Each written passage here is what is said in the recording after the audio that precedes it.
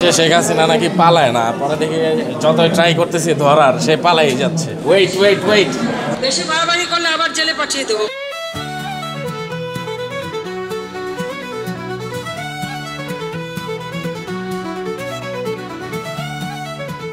পদ্মা সেতুতে নিয়ে যে ওখান থেকে পদ্মা সেতু টুস করে ফেলে দেওয়া হচ্ছে। আমি বলছি যে শেখ হাসিনা নাকি পালায় না, পরে দেখি যতই ট্রাই করতেছি ধরার, সে পালাই যাচ্ছে।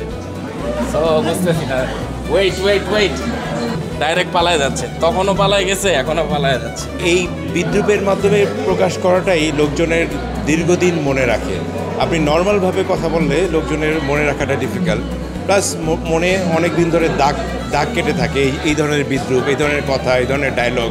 এটা জনমানুষের মধ্যে, সোশ্যাল মিডিয়ার মধ্যে এই জিনিসগুলো খুব কমনভাবে ইম্প্যাক্ট করে। সো এইটা একটা খুবই ভালো স্ট্র্যাটেজি আমি যেটা করবো। সাধারণ একটা প্রেজেন্টেশন আসলে এখানে খুব সিরিয়াসলি বলবো যে বিদ্রূপের মাধ্যমে জিনিসটাকে আমরা খুব সুন্দরভাবে সব বয়সের মানুষের কাছে প্রেজেন্ট করতে পেরেছি, মানে পারা গিয়েছে, এটাই খুব সুন্দর লেগেছে। এবং এখানে কিন্তু সব বয়সের মানুষেরা এসেছে, সব শ্রেণীর মানুষ, এবং ব্যাপারটাকে সবাই এনজয় করতে পেরেছে।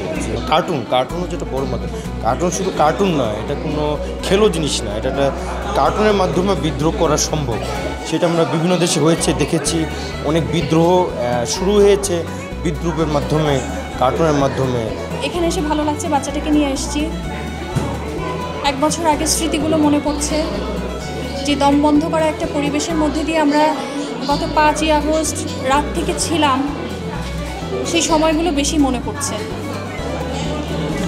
একটা কাঁঠালের বার্গার বানিয়ে খাওয়াতে বলবো। সো হ্যাঁ, এটা ভালোই, খারাপ না। আমরা তো লাস্ট 1 বছরে নতুন কোনো রেসিপি পাই নাই। সো অ্যাটলিস্ট যেগুলো আগের রেসিপি ওগুলো থেকে একটা ভালো এটা। তো এটা ডেফিনেটলি আমি ওনার চাবো। পানি দেওয়া বন্ধ করে দিই, সার বন্ধ করে দিই, সব বন্ধ করে বসায় রাখি, আমার রিজার্ভ ভালো থাকবে। 10টা হুন্ডা 20টা গুন্ডা, নির্বাচন ঠান্ডা।